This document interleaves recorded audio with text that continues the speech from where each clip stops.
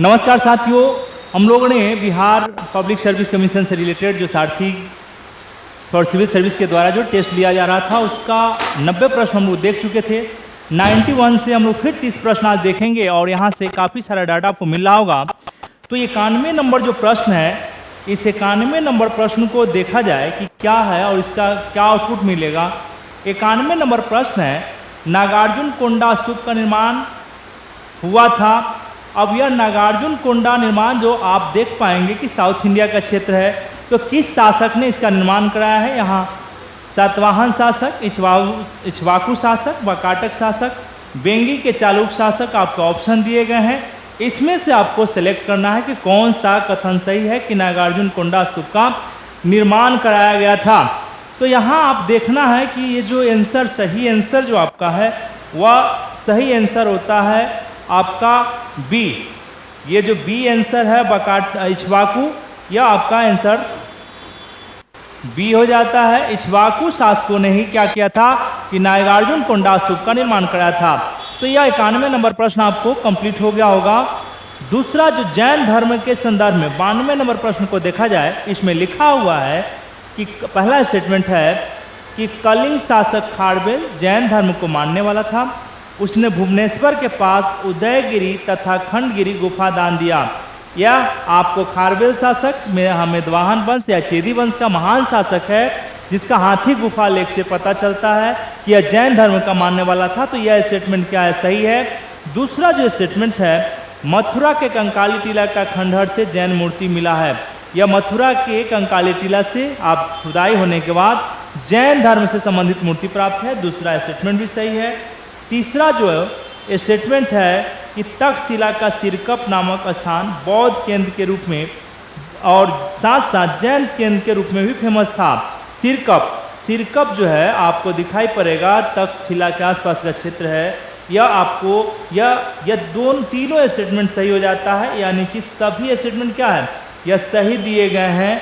तो आपको ध्यान रखना है कि यहाँ से जो डाटा मिलेगा उसको इकट्ठा करते चलना है। 93 नंबर क्वेश्चन को हम लोग देखते हैं। 93 नंबर जो प्रश्न है, निम्नलिखित में से सही कथनों का चयन करें। सही कथनों का चयन करना है आपको। इसमें लिखा हुआ है, कुषाणों के दिनार सदृश स्वर्ण मुद्राएं जारी की जो गुप्त काल में अधिक प्रचलित थे। तो दिनार नामक जो सोने का सिक्का कुषाणों के द्वारा चलाया गया था, वह गुप्ता पीरियड में भी कंटिन्यू जारी रहा और अधिक प्रचलन में रहा। तो यह पहला स्टेटमेंट भी सही है। दूसरा, सातवाहन शासकों ने सर्वप्रथम शीशे का सिक्का जारी किया। यह भी स्टेटमेंट क्या है कि सही है। सातवाहन शासकों ने ही सर्वप्रथम भारत में शीशे का सिक्का प्रचलन में लाया। तो दूसरा स्टेटमेंट भी सही है। तो आपको दिखाई पड़ा कि यह आपको केवल 1 और 2 जो स्टेटमेंट था वह सही था। 94 नंबर प्रश्न जो कह रहा है कि निम्नलिखित स्तूपों के संदर्भ में, बोध गया स्तूप यह अशोक काल का है, अशोक काल के द्वारा ही अशोक का निर्मित है। महीन स्तूप, यह भी आपको अशोक से रिलेटेड है, यह भी सही है। भरहित स्तूप अशोक निर्माण कराया था, लेकिन उसके रेलिंग को, भरहित स्तूप के रेलिंग को क्या किया गया था कि उसके आकार को दुगना कराया और उसमें साथ में जो लकड़ी का था उसे हटाकर आप देख पाएंगे कि पत्थर का लगाने का काम किया था। तो यह भी स्टेटमेंट सही है।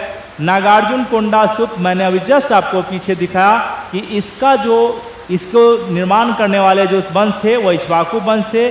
और चिरतोप स्तूप, यह भी आपके कनिष्क काल का स्तूप है, कनिष्क काल का है। तो ये जो 5 स्टेटमेंट दिए गए हैं, यह 5 स्टेटमेंट आपको डाटा के हिसाब से सही है। इसका आंसर डी हो जाएगा। इसका आंसर क्या हो जाएगा, डी हो जाएगा। तो आप क्या करें कि इसको देखते चले कंटिन्यू और डाटा को क्या करें, कलेक्ट करते चलेंगे। यहाँ से कोई भी प्रश्न अगर होगा बिहार लोक सेवा आयोग के फाइनल में, पीटी के एग्जाम में, तो आप निश्चित है कि बनाने में सक्षम हो जाएंगे। यहाँ मथुरा कला देखिए, मथुरा कला मथुरा के केंद्र पे विकसित था। यह भी मूर्ति कला का रूप है, मथुरा कला। तो मथुरा कला, मूर्ति कला में जो बनाया गया मूर्तियां है वह किस धर्म से रिलेटेड है? क्या बौद्ध धर्म से था, केवल जैन धर्म से था, या ब्राह्मण धर्म से था, या एक से अधिक, या सभी धर्मों के मूर्ति बनाए जा रहे थे? तो आप देखेंगे कि जो मथुरा कला की मूर्तियां हैं उसमें अभी जस्ट हमने कहा कि कंकाली टीला से जैन धर्म की मूर्तियाँ प्राप्त हुआ है। तो यहाँ पे बौद्ध धर्म, जैन धर्म और ब्राह्मण धर्म तीनों धर्म की मूर्तियाँ मथुरा कला में बनाए जा रहे थे, मथुरा कला के कलाकारों के द्वारा। तो सभी ये स्टेटमेंट क्या हो गया कि यह सही हो जाता है। यह आपके 95 नंबर प्रश्न था। 96 नंबर प्रश्न में आपको जो 96 नंबर प्रश्न है उसको देखते हैं कि 96 प्रश्न क्या है। 96 नंबर प्रश्न, निम्नलिखित में अमरावती कला केंद्र किस नदी क्षेत्र में विकसित हुआ। देखिए ये जो प्रश्न है आपको काफ़ी डायनेमिक प्रश्न दिखाई पड़ रहे होंगे और इस तरह का ऑनलाइनर भी अगर पूछेगा तो यहाँ कला और संस्कृति का वेटेज जब दिया जा रहा है और बिहार में भी प्रश्न पूछे जाते हैं कला और संस्कृति से एरिया से जुड़े हुए प्रश्न, तो यहाँ दिखाई पड़ा कि अमरावती कला केंद्र कृष्णा और गोदावरी नदी क्षेत्र में था। किस में था? कृष्णा और गोदावरी नदी क्षेत्र में। तो ये 96 नंबर प्रश्न का उत्तर क्या हुआ? ये हो गया। 96 नंबर प्रश्न का उत्तर क्या हो गया? ये हो जाता है आपका। देखते हैं हम लोग 97 नंबर प्रश्न को। दक्षिण भारत में नवपाषाण काल के बाद आता है। दक्षिण भारत में कह रहा है नवपाषाण काल, तो उसके बाद कौन सा टाइम पीरियड आता है? क्या ताम्रपाषाण काल आता है, महापाषाण काल आता है, या संगम काल आता है, या सातवाहन काल आता है? तो आप देखेंगे कि दक्षिण भारत में, सुदूर दक्षिण भारत का जो एरिया है, इस क्षेत्र में आपको दिखाई पड़ेगा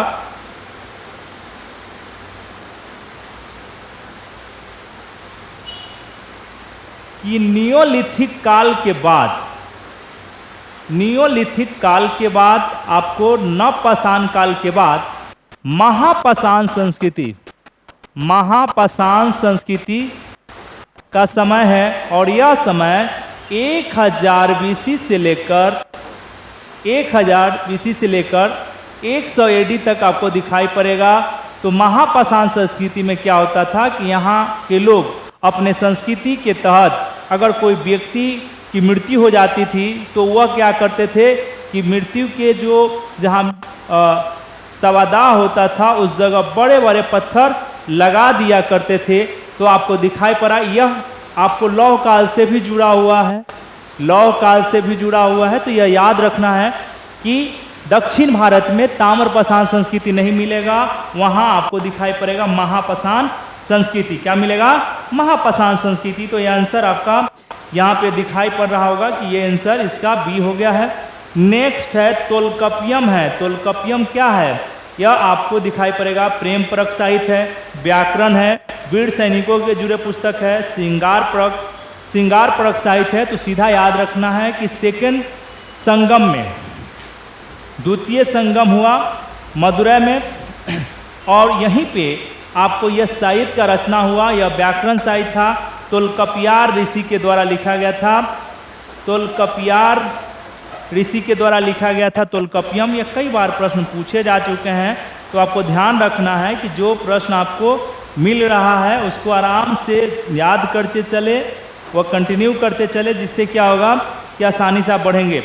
अगला प्रश्न है, अरिकामेडु स्थल वर्तमान में स्थित है। कि मौर्योत्तरकालीन अरिकामेडु स्थल जो है वह पुडुचेरी के क्षेत्र में है। कहाँ पे?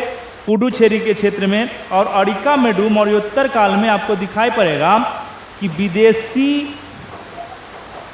विदेशी वस्तुओं का आयात निर्यात का केंद्र था।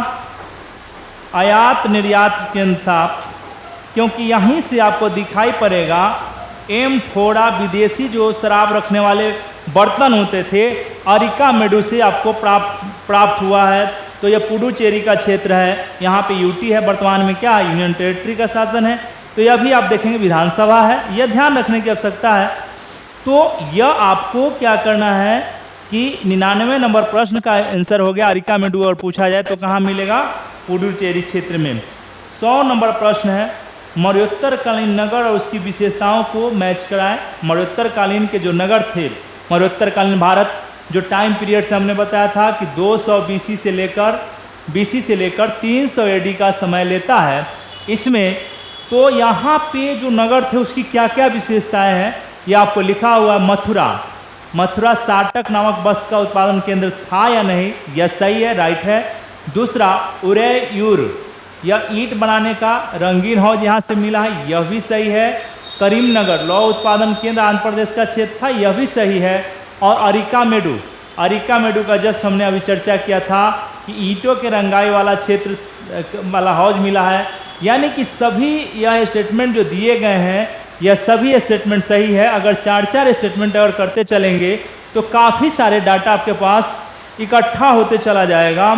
तो यह आपको ध्यान रखने की आवश्यकता है। और आप देखेंगे कि यह जो टाइम है मौर्योत्तरकालीन भारत व्यापार वाणिज्य के दृष्टि से स्वर्ण काल है, अगर भारत के दृष्टिकोण से बात करेंगे। लेकिन हुआ क्या था कि जो हम बाहर से हमें सोना प्राप्त हो रहे थे, उस सोना का प्रयोग हम विमुद्रीकरण में ना करके, मौद्रीकरण में ना करके हम लोग क्या करते थे कि जेवरात के रूप में प्रयोग कर रहे थे। उसका लाभ हम लोग बड़े स्तर पर नहीं ले पाए। इस समय यूनान के साथ, रोमन एम्पायर के साथ भारत का मजबूत व्यापार था, पश्चिम एशिया से भी व्यापार हो रहे थे। इसलिए व्यापारिक केंद्र और उसके अचीवमेंट जो उसका उपलब्धि था उस केंद्र का, उसी पर रिलेटेड क्वेश्चन था। 100 नंबर प्रश्न। 101 नंबर प्रश्न को देखते हैं कि सूची 1 यहाँ पे साहित्य और लेखक का या लेखक के बारे में पूछा गया है कि किस साहित्य ने कौन कौन से पुस्तक की रचना की है। तो पंच सिद्धांतिका आपको बारामिहिर साहब के, जो खगोल शास्त्री हैं और मैथमेटिशियन भी हैं, इनकी पुस्तक है। इनकी पुस्तक और भी है, लघु जातक और बृहद जातक, यह भी इन्हीं का है। तो इसके साथ साथ आपको दिखाई पड़ेगा आर्यभट्टियम, आपको आर्यभट्ट का पुस्तक है, यह भी आपको ध्यान रखने की आवश्यकता है। और देवी चंद्रगुप्तम, यह जो नाटक है विशाख दत्त की रचना है, देवी चंद्रगुप्तम। इसी में पता चलता है कि आप देखेंगे कि सख्त शासक रुद्र सिंह तृतीय को पराजित करने का काम गुप्त शासक रामगुप्त, जिसकी पत्नी देवी है, उसी का जो भाई है आपका चंद्रगुप्त द्वितीय, उसने क्या किया, रुद्र सिंह तृतीय को पराजित कर दिया। उसी नाटक से पता चलता है। तो आपको विशाख दत्त की रचना है देवी चंद्रगुप्तम। मृच्छकटिकम, यह मृच्छकटिकम शूद्रक की रचना है, यह भी क्या है, नाटक ही है। मृच्छकटिकम यह भी नाटक पुस्तक है। तो आपको दिखाई पड़ा कि जिसके सामने जो आपका दिया गया है वो मैच कर दिया गया है। तो ए का दूसरा देखिए, ए का क्या है, दूसरा है, बी का एकमा है, सी का चौथा है, और तो इसका आंसर बी हो गया। क्या हो गया, आंसर आपका बी हो गया। 101 का बी आंसर। इसको याद कर ली, सारे पुस्तक का नाम और ऑथर का नाम आपको याद कर लेना चाहिए था। 102 नंबर प्रश्न 102 नंबर प्रश्न देखते हैं कि निम्नलिखित में से किस भारतीय शासक के समय में फाहियान भारत आया था। फाहियान जो चीनी यात्री है वह भारत कब आया, इसी से रिलेटेड आपका क्वेश्चन है। तो यह चंद्रगुप्त मौर्य, चंद्रगुप्त प्रथम, समुद्रगुप्त और उपयुक्त में से कोई नहीं। इसका मतलब यहाँ कोई नहीं होगा ऑप्शन, क्योंकि यह व्यक्ति किसके समय में आया था। तो आपका टाइम पीरियड है 399 एडी से लेकर 414 एडी के समय में यह चीन से आया हुआ यात्री है। और यह इस समय जो उत्तर भारत का महान शासक है वह व्यक्ति है चंद्रगुप्त द्वितीय। कौन है, चंद्रगुप्त द्वितीय, यानी महान विक्रमादित्य के समय में ही आपको फाहियान का भारत आगमन होता है। और यह व्यक्ति भारत के सोसाइटी के बारे में बेहतर तरीके से आया था, बौद्ध रिसर्चर था, सारे बौद्ध केंद्रों को घूमा। उसके साथ साथ भारत की सोसाइटी में जो शूद्र कुल या फिर शूद्र से नीचे की स्थिति में थे, चंडालों की स्थिति के बारे में बृहद विवरण देता है कि कैसे वह गांव से बाहर होते थे, ढोल नगाड़े बजाते हुए आगे वो निकलते थे और उनकी छाई या परछाई तक किसी को न लग जाए, इसलिए यह विस्तृत विवरण देने का काम करता है। इसकी जो एक पुस्तक है फो क्यू की, यह इसकी पुस्तक है, किसकी, आपको फाहियान का। तो यह भी याद रखने की आवश्यकता है। नेक्स्ट है मंदिर आर्किटेक्चर से दिया गया है कि गुप्तकालीन निर्मित मंदिरों में कौन सही नहीं है, कौन सही नहीं है मंदिर में। आपको दिखाई पड़ रहा है कि कौन सही नहीं है। तो यह लिखा हुआ है भुमरा का शिव मंदिर। देखिए भुमरा का शिव मंदिर उत्तर प्रदेश में नहीं है, कहाँ पे है, यह मध्य प्रदेश में है। कहाँ पे है, मध्य प्रदेश में है। तो यह पहला तो गलत हो गया, इसका मतलब एग्जैक्ट आंसर आ गया है जबलपुर का विष्णु मंदिर, यह तिगवा मध्य प्रदेश में है, यह सही है। नेक्स्ट आपको दिखाई पड़ रहा होगा नचना कुठार का पार्वती मंदिर, यह मध्य प्रदेश का में है, यह भी सही है। देवगढ़ का दशावतार मंदिर ललितपुर झांसी उत्तर प्रदेश, यह भी सही है। एक अगर आप ये जो देख रहे हैं कि यहाँ पे 4 ऑप्शन में केवल भूमरा का शिव मंदिर क्या है, गलत दिया हुआ था, लेकिन अगर इसे मध्य प्रदेश कर देंगे तो सभी ऑप्शन क्या होंगे कि सही हो जाएंगे। अगर आप यहाँ से मंदिर गुप्ता पीरियड के मंदिर के बारे में याद कर लेते हैं तो ये डाटा हमारा क्लियर हो जाएगा। क्लियर हो गया होगा। 103 नंबर प्रश्न। 104 नंबर प्रश्न को देखते हैं। मध्य प्रदेश में स्थित बाघ की गुफा क्या है भाई? यह आपको प्रश्न है बाघ की गुफा के बारे में कि बाघ की गुफा में बनाए गए चित्र है, किस टाइम के चित्र हैं? वाकाटक वंश के समय बनाए गए हैं चित्र, गुप्त वंश के समय का है, सातवाहन वंश का है या मौर्य काल का है? तो यह ध्यान रखना है कि जो बाघ की गुफा में बनाए गए चित्र है वह ज़्यादा चित्र क्या है कि गुप्त वंश का है। किसका है? गुप्त वंश के समय का है। तो आपको ध्यान रखना है कि गुप्त वंश, ये आपको याद रखने की आवश्यकता है। यहाँ पे 104 नंबर प्रश्न हम लोग कंप्लीट कर लिए हैं। 104 नंबर के जस्ट बाद 105वां नंबर प्रश्न देखते हैं। निम्नलिखित विदेशी यात्रियों में किसने यह कहा कि गुप्त शासक श्रीगुप्त ने बिहार में चीनी यात्रियों के लिए मंदिर बनवाया था? मंदिर बनवाया था। यहाँ पे फाहियान विदेशी यात्री के बारे में, चीनी यात्री है। ह्वेनसांग है, यह भी चीनी यात्री है। इत्सिंग है, यह भी चीनी यात्री है। और चाओ जोकुआ है, यह भी चीनी यात्री है। तो आपको दिखाई पड़ेगा कि अगर हम फाहियान का देखते हैं कि विदेश चीनी यात्री को अगर आप देखेंगे, चीनी यात्रियों का क्रम और उसकी उपलब्धियां, तो यहाँ से भी प्रश्न अभी बीपीएससी जस्ट पूछा है। तो आपको ध्यान में होगा कि पहला एक क्रम में अगर बात करें कि क्रम से अगर कोई बात करता है तो आपको ध्यान होना चाहिए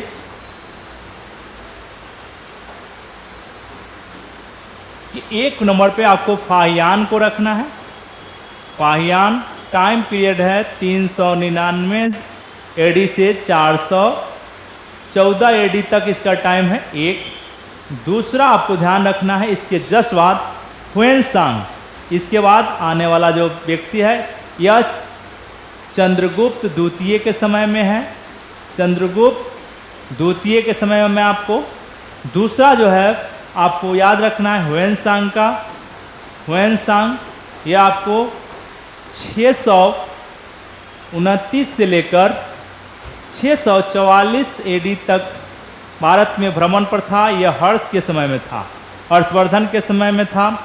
इत्सिंग भारत है, यह भी चीनी यात्री है। यह नालंदा विश्वविद्यालय में दोनों ने शिक्षा ग्रहण करने का काम किया था। और यह जो आपको याद रखिएगा इसका डेट कि 671 से लेकर 694-95 तक यह भारत में था। यही व्यक्ति बताता है कि गुप्त शासक श्रीगुप्त ने क्या किया था। इत्सिंग कहता है कि श्रीगुप्त ने क्या किया कि बौद्ध चीनी यात्रियों को मंदिर बनाने के लिए आपको स्थान देने, बोध गया में जगह देने का काम किया था। तो वह कहने वाला व्यक्ति कौन है? इत्सिंग है। इसके बाद आप देखेंगे कि चाओ जोकुआ आपको 9वीं शताब्दी में चीनी यात्री है। 9वीं शताब्दी खासकर केरल के क्षेत्र के बारे में जानकारी देता है। चाओ जोकुआ चोल काल से रिलेटेड, चाओ जुकुआ यह भी चोल काल से रिलेटेड जानकारी देने का काम करता है। तो यह डाटा आपको याद होना चाहिए। अगर यहाँ से प्रश्न पूछे जाते हैं तो आप आसानी से जवाब देने में सक्षम होंगे। नेक्स्ट जो आपका प्रश्न है उस प्रश्न को हम लोग देखते हैं कि नेक्स्ट प्रश्न क्या कह रहा है। निम्नलिखित में कौन सा कथन सही है? दिया हुआ है कि निम्नलिखित में कौन सा कथन सही है।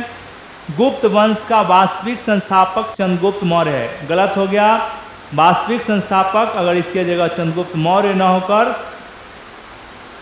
चंद्रगुप्त प्रथम हो जाता तो सही हो जाता। तो यह पहला स्टेटमेंट क्या हुआ? गलत हो गया। चंद्रगुप्त मौर्य ने 319 एडी में मौर्य संवत चलाया, यह भी क्या है? गलत हो गया।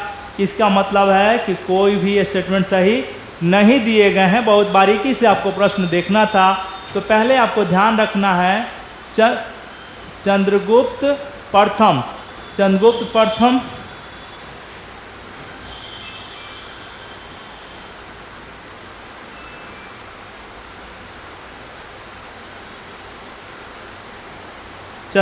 प्रथम, इसको ध्यान रखिए। हाँ विकास कहाँ है? हाँ, इधर आएंगे क्या? मुकर इधर तरफ, वजीराबाद तरफ। अच्छा ठीक है हम निकलते क्लास तो बात करते हैं। तो चंद्रगुप्त प्रथम आपको दिखाई पड़ेगा 319 से लेकर 335 एडी तक गुप्त वंश का शासक हुआ। यही आपको दिखाई पड़ेगा कि गुप्त वंश का वास्तविक संस्थापक है। गुप्त वंश का वास्तविक संस्थापक पूछा भी जाए तो आपको ध्यान रखना है, वास्तविक संस्थापक है। एक तो ये, दूसरा महाराजा धीराज का उपाधि, धीराज की उपाधि, यह भी याद रखना है। तीसरा, सर्वप्रथम सोने का सिक्का चलाया, सोने का सिक्का जारी किया, यह भी आपको याद रखना है। और चौथा जो वेरी इंपॉर्टेंट है, 319 एडी में गुप्त संवत चलाया, गुप्त संवत प्रचलन में लाया। तो यह डाटा अगर आप याद रखते हैं, एक एक डाटा अगर आपको याद होते जाएगा तो क्या होगा कि यहाँ से और कोई प्रश्न पूछे जाते हैं। और आप देखे होंगे कि प्राचीन भारत से बिहार में प्रश्न पूछे जाते हैं, क्योंकि प्राचीन भारत का इतिहास आपको बिहार का इतिहास भी लगभग वही पूरा करने का काम करता है।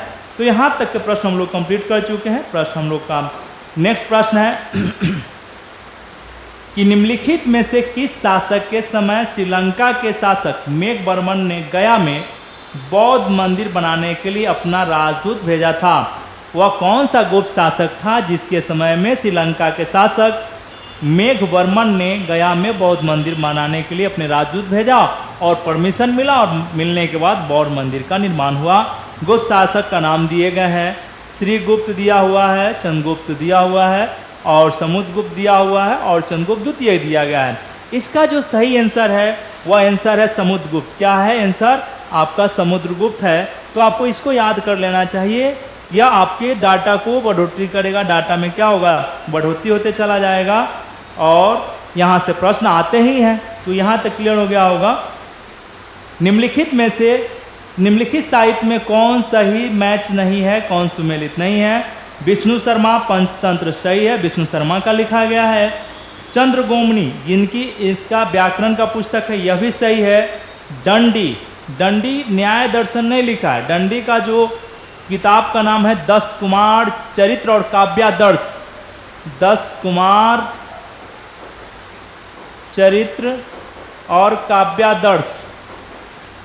काव्यादर्श, इसको ऐड कर लीजिएगा। 10 कुमार चरित्र और काव्यादर्श, यह राइट हो गया। अब जाके तो यह गलत था। विशाख दत्त मुद्रा राक्षस, यह भी सही था। डी ऑप्शन यहाँ गलत था, तो हमने उसको दंडी की जगह न्याय दर्पण को काट के हमने क्या किया? 10 कुमार चरित्र और काव्यादर्श कर दिया। तो यहाँ पे आपको यह आंसर आ गया होगा। नेक्स्ट प्रश्न है, गुप्तकालीन शासकों की उपाधियों में कौन सही सुमेलित नहीं है? कि गुप्तकालीन शासक जो थे उनकी अलग अलग उपाधियाँ थी, उसमें कौन आपका सही और कौन सही नहीं है? तो यह आपको ध्यान रखने की आवश्यकता है। तो देखा जाए कि चंद्रगुप्त द्वितीय, देवगुप्त, देवश्री, देवराज, यह सही है। चंद्रगुप्त द्वितीय का उपाधि है। कुमारगुप्त प्रथम का उपाधि है आपको महेंद्रादित्य, यह भी सही है। स्कंदगुप्त को शक्रादित्य, यह भी सही है। समुद्रगुप्त की उपाधि गलत है, यहाँ पे समुद्रगुप्त की उपाधि नहीं है। श्री विक्रम की जो उपाधि है, श्री विक्रम की उपाधि आपको बुधगुप्त का था। किसका था? बुधगुप्त का। यहाँ अगर बुधगुप्त हो जाता तब जाकर सही होता, बुधगुप्त। यहाँ पे आप कर लीजिए बुधगुप्त, और बुधगुप्त कर लेते हैं तो यह आंसर सही हो जाता है। यहाँ तक क्लियर हो गया होगा। निम्नलिखित व्यक्ति धन्वंतरी, छपनक, शंकु, बैताल भट्ट, घटकरपर, बड़ा मिहिर, भर रुचि और कालिदास थे। यह क्या थे? तो यह नवरत्न थे। क्या थे? नवरत्न थे। ये सारे नवरत्न किसके समय में है? तो चंद्रगुप्त द्वितीय के समय में। किसके समय में है? चंद्रगुप्त द्वितीय के समय में है। तो यह डाटा आपको याद रखना है। नेक्स्ट प्रश्न है कि गुप्त काल में विभाजित प्रशासनिक क्रम को व्यवस्थित करें। प्रशासनिक क्रम को विभाजित करें गुप्त काल में। तो गुप्तकालीन प्रशासन को देखेंगे, गुप्तकालीन प्रशासन में पहले केंद्र है, केंद्र के नीचे प्रांत, प्रांत के लिए आपको दिखाई पड़ेगा भुक्ति, भुक्ति, और इसके हेड को उपरीक कहा जाता है। क्या कहा जाता है? उपरीक कहा जाता है। उसके बाद आपको विषय होगा यानी जिला हो जाएगा, प्रांत के नीचे विषय यानी जिला हो जाता है, जिला। और इसके प्रधान को विषयपति कहते हैं। क्या कहते हैं? विषयपति कहते हैं। तो ये ध्यान रखने की आवश्यकता है। इसके बाद विषय से नीचे आपको क्या होता है? ग्राम हो जाएगा। तो ग्राम का मुखिया को महतर कहते हैं। क्या कहते हैं? ग्राम महतर या महतर कहते हैं। ये यूपीएससी प्रश्न पूछ चुका है, जाके आप चेक कर लेंगे। यूपीएससी प्रश्न पूछा है कि सबसे जो नीचे स्तर के गुप्तकाल में अधिकारी होते थे उसकी क्या कहा जाता था? तो नीचे के अधिकारी को ग्राम मुखिया यानी ग्राम महतर कहते थे। तो ये आपको क्लियर हो गया होगा। यानी कहने का मतलब है कि 2 भुक्ति, विषय और ग्राम, आंसर में आपको दिखाई पड़ेगा 2, 1, 3, यानी कि बी ऑप्शन क्या 111 का सही है। बी ऑप्शन 111 का सही है। अब हम लोग नेक्स्ट प्रश्न की तरफ बढ़ते हैं। नेक्स्ट प्रश्न है, गुप्त काल के प्रशासन के संदर्भ में सबसे छोटी ग्राम होती थी जिसका प्रशासन चलाया जाता था। फिर वही कर रहा है कि कौन ऐसे व्यक्ति है, कौन से ऑफिसर है जो गांव के प्रशासन चलाने का काम करते थे। आज भी मुखिया देखते हैं, प्रधान बोलते हैं। उसी तरीके से जो गांव के प्रशासन को चलाने का काम करता था गुप्त पीरियड में, गुप्ता काल में, उसे ग्राम महतर कहते थे। क्या कहते थे? ग्राम महतर कहते थे। तो यह क्लियर दिखाई पड़ रहा होगा। 112 नंबर प्रश्न हम लोग का कंप्लीट हो चुका है। 113 नंबर प्रश्न को देखते हैं कि 113 नंबर प्रश्न क्या कह रहा है। 113 नंबर प्रश्न है, सुदर्शन झील के निर्माण में कौन सा कथन सही नहीं। बस ध्यान रखना है कौन सा सही है या कौन सा सही नहीं है। तो यहाँ सुदर्शन झील के बारे में कल भी हम लोग चर्चा किए थे। उसके निर्माता क्या था? चंद्रगुप्त मौर्य था। क्यों हमने कहा था कि चंद्रगुप्त मौर्य ने, आपको दिखाई पड़ेगा कि सौराष्ट्र का गवर्नर पुष्यगुप्त को नियुक्त किया था। पुष्यगुप्त को सौराष्ट्र का नियंत्रण बनाया था। तो यही इसी के नियंत्रण में यह काम हुआ था। अशोक का नहर का निर्माण इसी सुदर्शन झील से अशोक ने क्या किया कि सुदर्शन झील का नहर का निर्माण कराया। इस समय इसका जो गवर्नर था, आपको दिखाई पड़ा कि तुषास्प नामक यवन गवर्नर है, उसके निर्देशन में काम हो रहा है। झील का जीर्णोद्धार रिपेयरिंग का काम उस समय जब बांध टूटा था तो हमने जस्ट बताया था कि आपको रुद्रदामन जो शक शासक था उसने, और जूनागढ़ लेक से पता चलता है कि जीर्णोद्धार कराने का काम करता है। यह तीसरा स्टेटमेंट क्या हुआ कि गलत है, कथन सही नहीं है। तीसरा क्या है? स्कंदगुप्त, यह गलत हो गया। तीसरा स्टेटमेंट क्या हो गया कि गलत हो गया। तीसरा स्टेटमेंट में क्या करना है कि वहाँ जो बने हुए नहर थे उसका पुनः निर्माण कराने का काम स्कंदगुप्त के समय में आप देख पाएंगे कि जो सौराष्ट्र प्रांत का गवर्नर है पर्णदत्त, सौराष्ट्र प्रांत का गवर्नर है पर्णदत्त, इसने क्या किया? अपने पुत्र नगराध्यक्ष, जो नगर का मालिक है, अपने पुत्र चक्रपाणी या चक्रपाली को निर्देश दिया। नगराध्यक्ष है, यह नगराध्यक्ष है, इसे निर्देश देने का काम करता है कि आप क्या करो कि इसके बांध को, जो बांध टूटा है, उससे फिर से उसका रिकंस्ट्रक्शन कराने का काम करो। तो इस तरह का कोई क्वेश्चन है झील का जीर्णोद्धार बगैर टैक्स लेने का के साथ आपको देख पा रहे होंगे कि रुद्रदामन ने कराया। तो तीसरा स्टेटमेंट गलत हो गया है। 114 नंबर प्रश्न को देखते हैं। निम्नलिखित हुन राजाओं में वह कौन सा जिसने 512 ईस्वी में भारत पर आक्रमण कर मालवा के क्षेत्र को अधिकार कर अपना राज एरन तक फैला लेने का काम किया था? कौन सा वह हुन शासक है जो मालवा तक अपना विस्तार किया? तो यहाँ पे आपको दिखाई पड़ेगा पुष्यगुप्त, तोरमान, मिहिरकुल और दलपत। तो आपको ध्यान रखना है कि आपको पहला जो आंसर हो जाता है तोरमान ने ही एरन तक, मिहिरकुल तो ऐसा है कि पाटलिपुत्र तक का आक्रमण करने का काम करेगा। नरसिंहगुप्त बालादित्य के समय में आपको 520 के आसपास के टाइम है, इसमें मिहिरकुल भी आप तोरमान का ही कुल का है पुत्र है, जो आप देखें कि पाटलिपुत्र के क्षेत्र पर आक्रमण करेगा मिहिरकुल। लेकिन बालादित्य के मां के कहने पर उसे बंदी से फिर पुनः छोड़ दिया जाएगा। तो यह भारत की प्रशासनिक या राजनीतिक एक कमजोरी के रूप में आपको दिखाई पड़ेगा। इसका सही आंसर तुर्मान है। नेक्स्ट प्रश्न है आपका, जो अगला प्रश्न है वह प्रश्न है कि निम्नलिखित शासकों में किस गुप्त शासक ने उज्जैन को अपनी दूसरी राजधानी बनाया था या बनाने का काम किया था। तो जो दूसरी राजधानी बनाने का काम किया था वह चंद्रगुप्त द्वितीय। कौन था? चंद्रगुप्त द्वितीय, महान विक्रमादित्य। तो याद रखिएगा, जब भी उज्जैन के बारे में पूछे कि उज्जैन को किस गुप्त शासक ने दूसरी राजधानी बनाया, तो चंद्रगुप्त द्वितीय। यहाँ तक कंप्लीट हो गया होगा। नेक्स्ट प्रश्न है कि गुप्त शासक, नेक्स्ट जो आपका प्रश्न है कि गुप्तकालीन व्यापारिक संगठनों के संदर्भ में, व्यापारिक संगठन यानी श्रेणी, गिल्ड, ये सब सार्थवा शब्द आएंगे। इसी से रिलेटेड है प्रश्न कि वैशाली से प्राप्त सील से प्रकट होता है कि शिल्पी, वणिक और लिपिक एक ही संस्था में कार्य करते थे तथा नगर के कार्यों का संचालन करते थे। यह आपका सही है कि जो वैशाली से मुहर मिले हैं गुप्तकाल का, उससे पता चलता है कि इस श्रेणी में शिल्पी के साथ साथ लिपिक और वणिक सभी मिलकर काम कर रहे थे। यह आपका स्टेटमेंट सही है। दूसरा, भीटा और वैशाली के शिल्पियों और वणिकों की अलग अलग श्रेणियां था। जैसे गाड़ी चलाने वाले जो श्रेणी के हेड होते थे उसे सार्थवाह कहते थे। आज भी देखते हैं कि व्यापारियों का संगठन, शैक्षणिक एजुकेशन में लगे हुए उनका एक अपना संगठन होता है।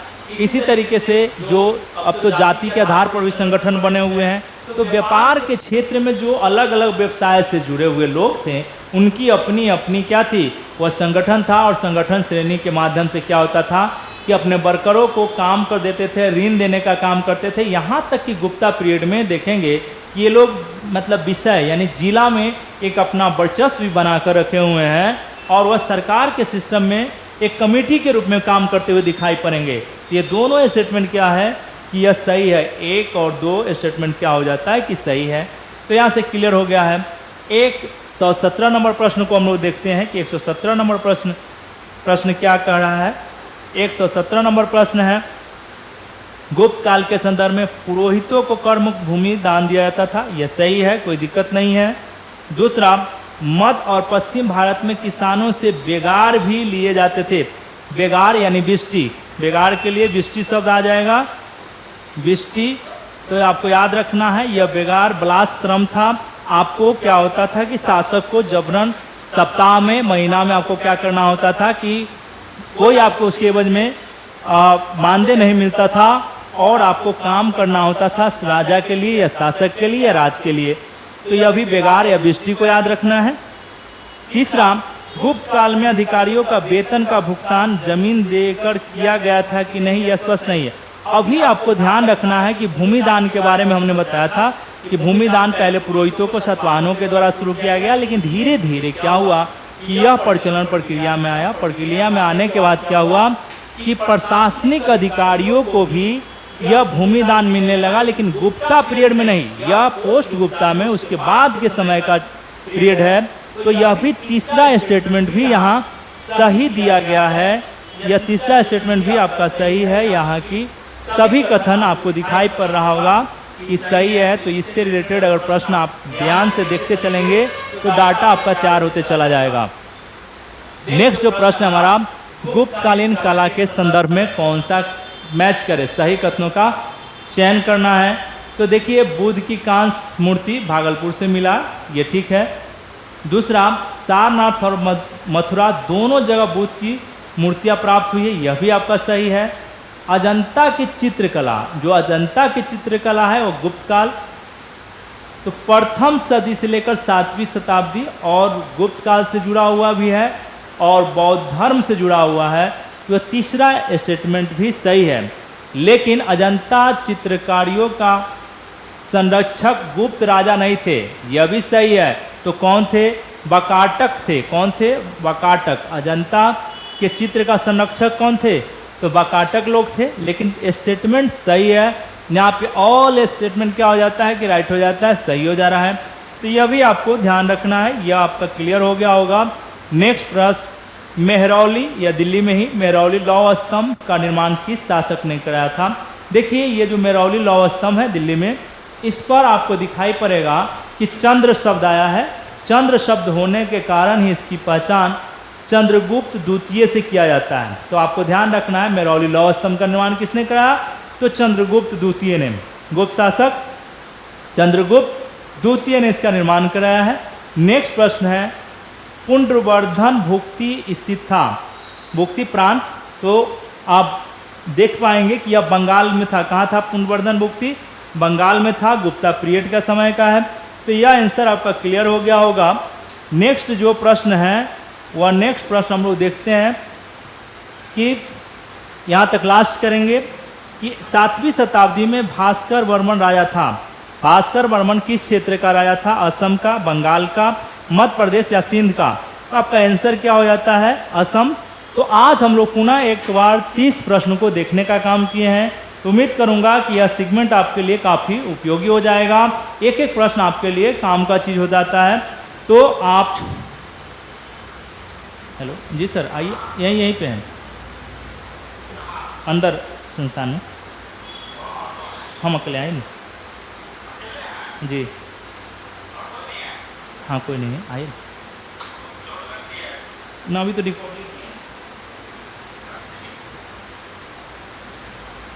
आइए।